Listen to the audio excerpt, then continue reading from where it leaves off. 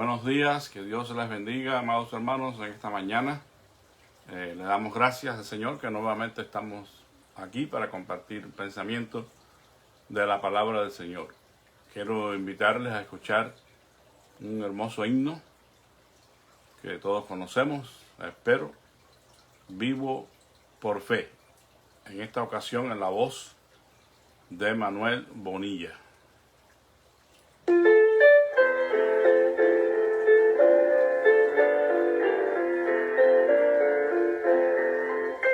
No tengo cuidados ni tengo temor de lo que me espera aquí. Confío tan solo en mi buen Salvador, el cual cuida siempre de mí. Vivo por fe en mi Salvador, no temeré. Es fiel mi Señor, es fiel mi Señor. Él nunca me dejará, Yo vivo por fe, Él me sostendrá. Vendrán tempestades, no sé, yo estoy bien, la fuerza del sol faltará. Amigos, dejarme no pueden también, Jesús siempre me sostendrá. Vivo por fe,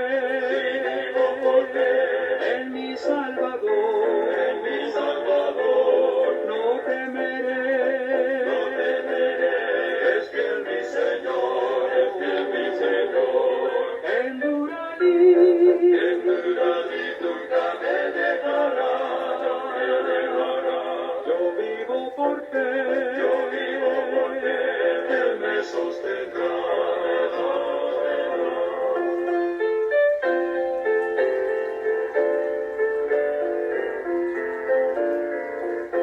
Un día vendrá otra vez el Señor, al cielo Él nos llevará.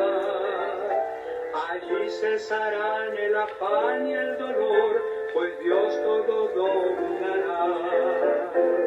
Vivo por fe en mi Salvador,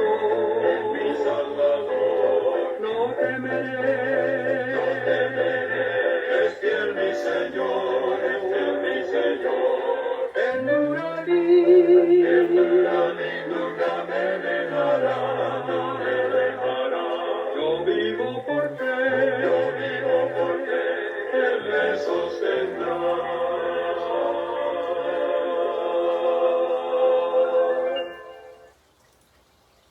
Amén. Bendito Dios. Hermoso himno que nos dice una gran realidad. Vivimos por fe, lo cual resulta una aventura hermosa, pero no siempre fácil. Y de eso es que vamos a hablar un poquito. Les quiero invitar a escuchar la lectura de la palabra del Señor en Santiago, capítulo 1, versículos del 1 al 4. Dice: Santiago, siervo de Dios y del Señor Jesucristo, a las 12 tribus que están en la dispersión. Saludos. Hermanos míos, tened por sumo gozo cuando os halléis en diversas pruebas, sabiendo que la prueba de vuestra fe produce paciencia. Mas tenga la paciencia su obra completa, para que seáis perfectos y cabales, sin que os falte cosa alguna.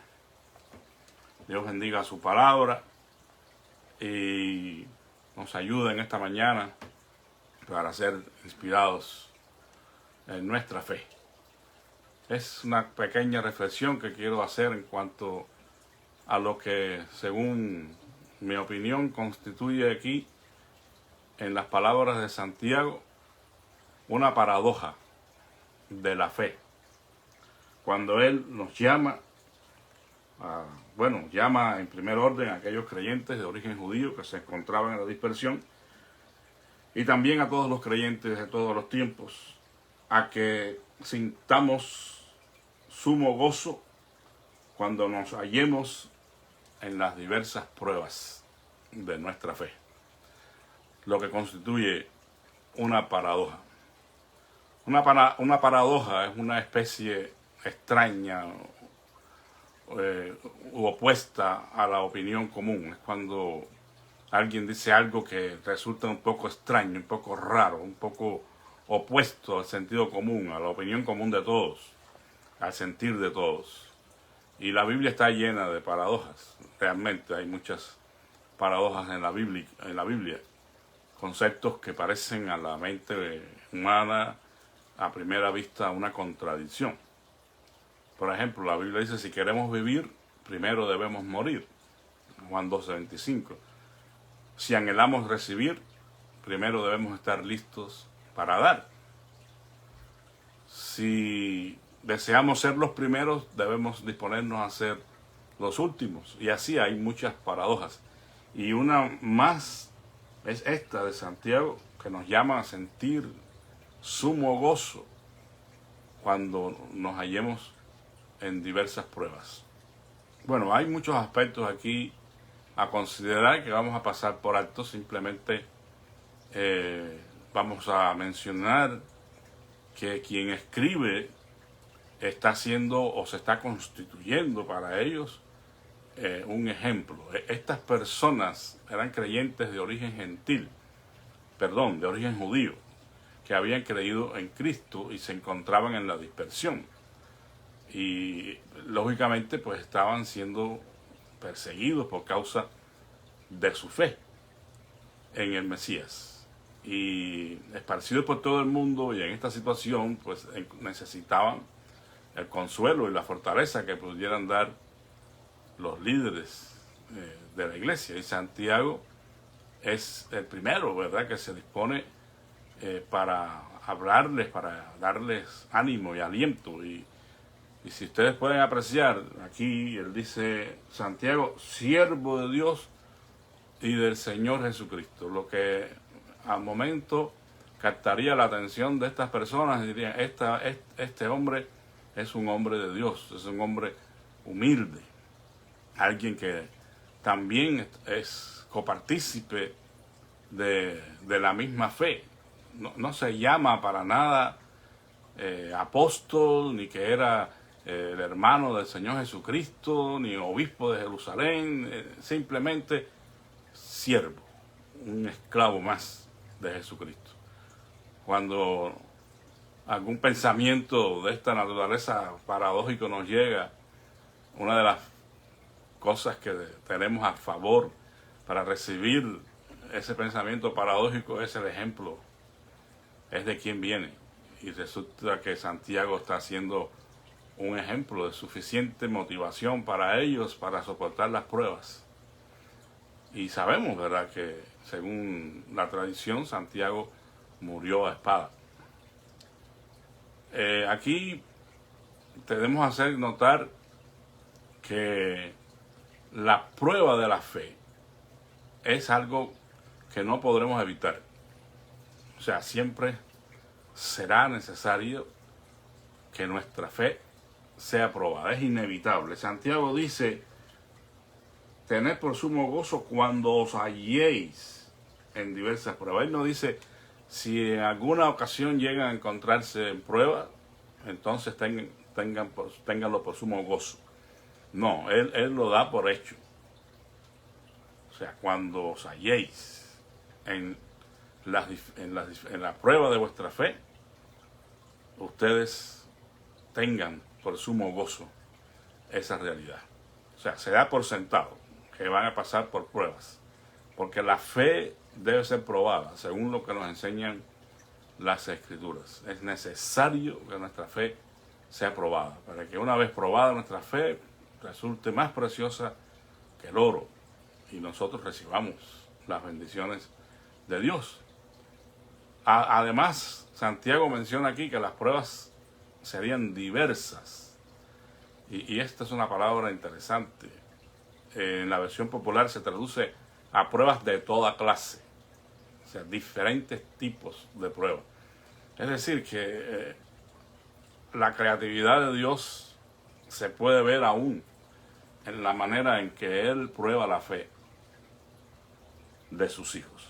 Las pruebas pueden ser diversas, diferentes, en diferentes circunstancias, en diferentes situaciones. Nosotros podremos experimentar la prueba de nuestra fe. Es una palabra interesante. O sea, aquí, si seguimos leyendo la epístola, nos damos cuenta cómo se entremezclan las palabras prueba con tentación. Evidentemente nosotros sabemos que la prueba viene de parte de Dios, porque Jehová prueba al justo. La tentación es de parte del enemigo, porque Dios no tienta a nadie, ni puede ser tentado por el mal. Pero hay circunstancias en la vida que pueden ser tentaciones que se constituyen en pruebas, porque definitivamente también sirve la tentación para demostrar quiénes somos. Como dijo Thomas Kemping, no sabemos lo que podemos, dijo él, pero la tentación descubre lo que somos. Hay una promesa de Dios, sin embargo, en cuanto a la prueba, y yo diría que podemos incluir la tentación, ¿verdad? Que dice en 1 Corintios 10:13 que Él no permitirá que seamos probados o tentados más allá de nuestras fuerzas, sino que conjuntamente con la tentación dará la salida. O sea que Dios nos da a nosotros la seguridad de que podemos salir triunfantes en medio de las pruebas, aún de las tentaciones. Pero Santiago destaca aquí que lo que cuenta aquí, vean la redundancia, para que nosotros podamos ser victoriosos, no es un asunto de aptitud con P. Es decir, que no es lo fuerte que somos, no son las habilidades que tengamos o los logros que hayamos alcanzado lo que nos va a hacer fuertes en medio de la prueba. Es la actitud con C lo que va a hacer la diferencia. Es tener por sumo gozo, es decir, sentirse bienaventurado y feliz al ser probado en la fe. Es algo que es paradójico, por eso he titulado La paradoja de la fe, porque es paradójico que un creyente pueda experimentar sumo, ni siquiera es gozo, dice sumo gozo, contentamiento al hallarse probado. Es algo realmente asombroso, ¿verdad? Es solamente una persona que ha nacido de nuevo, que tiene su fe en Cristo y que ha conocido a Dios, puede encontrar gozo en una prueba, en una situación difícil de la vida, en una situación perturbadora, de riesgo. A veces las pruebas son bien complicadas. A veces hasta la vida del creyente puede estar en peligro. Pero dice Santiago, siéntanse sumamente gozosos. La actitud con C, ¿verdad?, que nosotros asumamos ante las pruebas es lo que va a hacer la diferencia. Si estamos dispuestos a gozarnos, a alegrarnos con Dios en medio de la prueba de nuestra fe, entonces tendremos la victoria. Dios está con nosotros en medio de la prueba, porque es Él quien nos prueba para que nosotros podamos mejorar en nuestra relación con Él, en la formación de nuestro carácter. Por eso es que hay un propósito. Esto no es hecho así porque Dios quiera hacerlo, porque es una especie de sadismo en Dios, ¿no? Dice, sabiendo, o sea, algo tenemos que conocer, algo tenemos que tener por cierto para poder sentirnos gozosos en medio de las pruebas, porque así de por sí, pues no. Pero si sabemos algo en relación a esto, entonces ese conocimiento nos va a hacer capaces de sentirnos gozosos en cuanto a la hora de la prueba. Dice, sabiendo que la prueba de vuestra fe produce paciencia. Es muy famosa la anécdota de la persona que estaba pidiendo a Dios paciencia. y él quería, ¿verdad?, tener paciencia en su vida, este es fruto del Espíritu. Y mientras más paciencia pedía, más pruebas le mandaba el Señor. Hasta que él se sintió un poco confundido y le oró a Dios. Y le dijo, pero Señor, ¿por qué tantas pruebas? Lo que te estoy pidiendo es paciencia, no pruebas. Y el Señor le dijo, la única manera de que tú tengas paciencia es a través de la prueba. Y esa es una cosa que no podemos desconocer, amados hermanos. La paciencia es una de las virtudes cristianas, es una de las gracias cristianas. La paciencia es un fruto del Espíritu Santo en nuestra vida. Y como todo fruto necesita tiempo para crecer y madurar. Y la única manera de que nosotros podamos crecer en la paciencia es a través de la prueba. Y recuerden que la paciencia es fundamental. Porque dice que con la paciencia, con vuestra paciencia, ganaréis vuestras almas. O sea, la capacidad de esperar en el Señor, a pesar de que las circunstancias presentes sean adversas, sean difíciles de soportar, cuando estamos sufriendo en este mundo por cualquier causa, tenemos que tener paciencia. Pero la paciencia viene cuando nos gozamos en las tribulaciones, cuando nos gozamos en la prueba de nuestra fe. Nos da la capacidad de esperar con gozo el día de nuestra liberación. Dice Santiago, sabiendo que la prueba de vuestra fe produce paciencia, mas tenga la paciencia su obra completa, para que seáis perfectos y cabales sin que os falte cosa alguna. Es decir, la tan anhelada madurez del carácter cristiano no podrá ser alcanzada si nuestra fe no es probada. Tenemos que asumir la actitud correcta, la actitud de sentirnos gozosos, de darle gracias a Dios en todo, para que entonces podamos sacar provecho de estas circunstancias difíciles. Dice, los que tienen por sumo gozo la situación de prueba son los que saben los resultados benignos que tiene el ser probado. Es decir, que en la prueba hay un propósito. Y el propósito es que nosotros seamos bendecidos con un carácter maduro en la fe.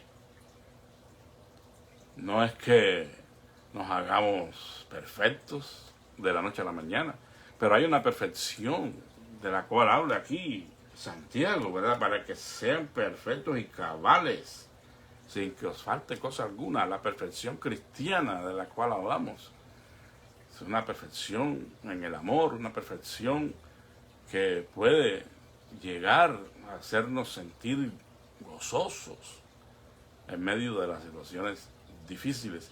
Y en la medida que soportamos la prueba, pues nosotros vamos alcanzando madurez en nuestro carácter. Y estaremos siguiendo las pisadas del Maestro, ¿verdad? Lo cantamos, pero ¿cuán dispuestos estamos a seguir las pisadas del Maestro? El Maestro transitó por un camino difícil. Él fue llamado experimentado en quebranto, varón de dolores.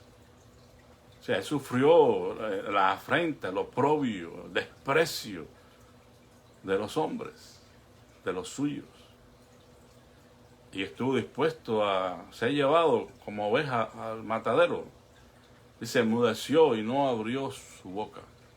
Pues debemos disponernos a seguir las pisadas del Maestro en el camino tortuoso de la vida, para después poder entrar a su reino con gozo y alabanza. La fe necesita ser probada para que aprendamos a confiar y a esperar en Dios, porque los tiempos difíciles pueden enseñarnos paciencia, pueden enseñarnos a conocer a Dios, a ver cómo Él obra, cómo es que Él actúa. Y bueno, pues los ejemplos, por ser clásicos, no dejan de ser los mejores. Job fue probado en su fe de una manera tremenda y él aprendió a conocer a Dios en medio de la prueba. Dijo al final: de oídas te había oído, mas ahora mis ojos te ven. La paciencia entonces es perseverancia. La paciencia no consiste en correr 2 kilómetros y tirarnos. La carrera, como ya mencionamos hace poco, es una carrera de resistencia. Y tenemos que perseverar y ser constantes a pesar de la prueba de nuestra fe. Porque nuestro compromiso es vivir para la gloria de Dios. Y eso tiene un precio. Pero también tiene una recompensa, ¿verdad? Es la recompensa de la vida eterna. Es por eso que perseveramos, porque sabemos que hay un final dichoso para el hombre de paz. Y la esperanza que Él ha puesto en nosotros, como dice en Romanos 5:5, no avergüenza. ¿Por qué esa esperanza no avergüenza? Porque el amor de Dios ha sido derramado en nuestros corazones por el Espíritu Santo que nos es dado. Perseverar pacientemente en el propósito de Dios a pesar del sufrimiento. Ese es el llamado que nos hace Santiago y otros escritores bíblicos. Y tendrá como resultado, ya dije, la perfección y la madurez plena. Dice todavía Santiago, sin que le falte cosa alguna. ¿Cómo es de hermoso esto? Podemos tener un carácter maduro, pleno, perfecto. Perfecto en este sentido, ¿verdad? De estar cumpliendo el propósito de Dios. Seguiremos siéndolo. Seguiremos siendo esos cristianos maduros, dispuestos a soportar con paciencia las pruebas, a pesar de la oposición, porque tendremos oposición. Dice Pedro a estos hombres impíos, les parece cosa extraña que vosotros no corráis con ellos en el mismo desenfreno de disolución y os ultrajan. Tendremos oposición. Seremos tratados injustamente. Seremos perseguidos. Algunos están hasta sufriendo la muerte. Pero tendremos como sumo gozo esas circunstancias.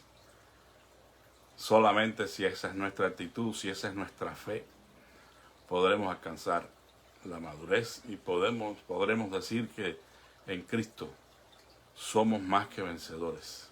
Amados hermanos, cuando somos probados y soportamos la prueba y nos sentimos gozosos y le damos gracias a Dios, aunque no entendamos, salimos fortalecidos. No salimos diferentes, salimos diferentes, pero diferentes para bien. Hay cambio en nuestra vida, en nuestra espiritualidad, en nuestro carácter, en nuestra relación con Dios, cuando soportamos con gozo las pruebas. Termino poniéndole una ilustración de un hombre que recibió una orden de Dios. Una orden a la que él no le encontró sentido. Él quería mover una gran piedra. Y Dios le dijo, bueno, mira, ponte sobre la piedra y empújala con todas tus fuerzas. Todos los días ven, estate ahí un par de horas empujando la piedra. Y el hombre empezó a hacer lo que Dios le dijo y empezó a empujar la piedra. Pero a cabo de unos días, él vio que la piedra no se movía.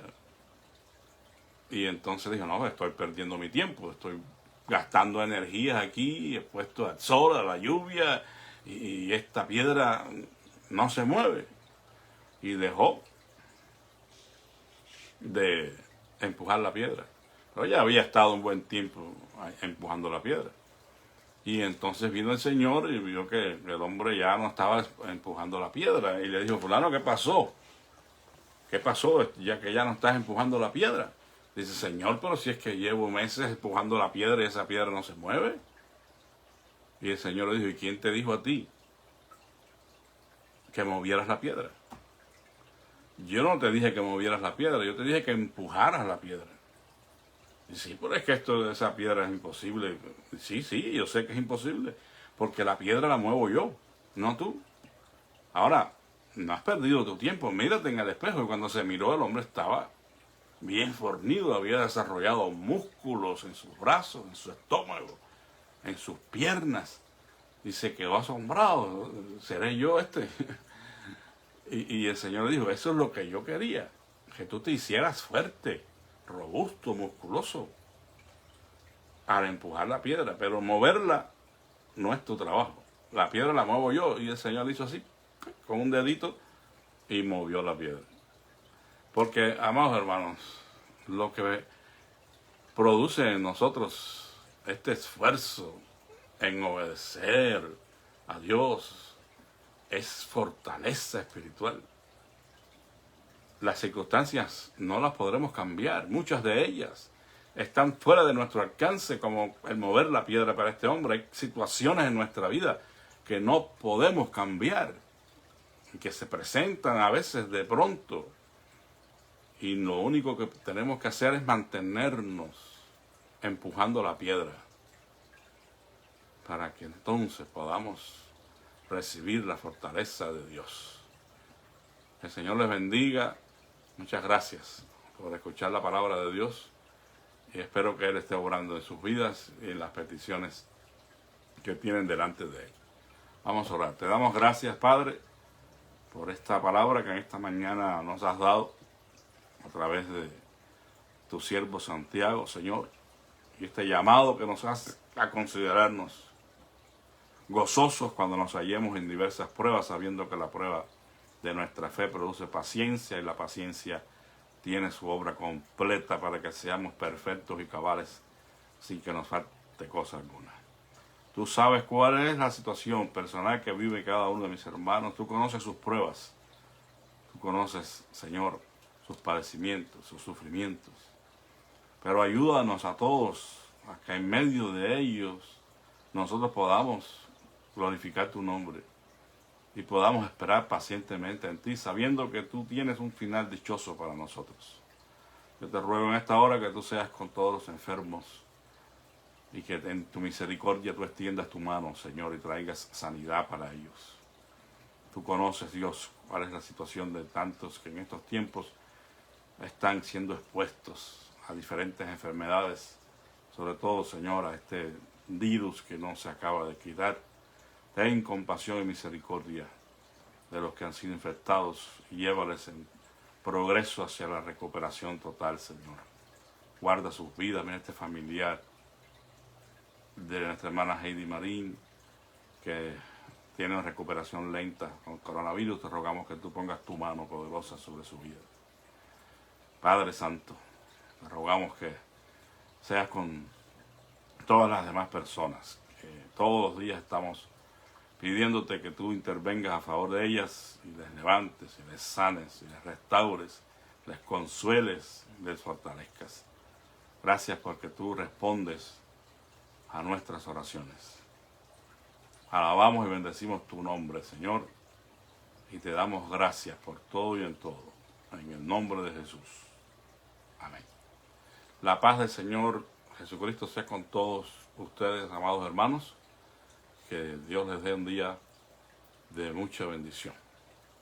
Amén.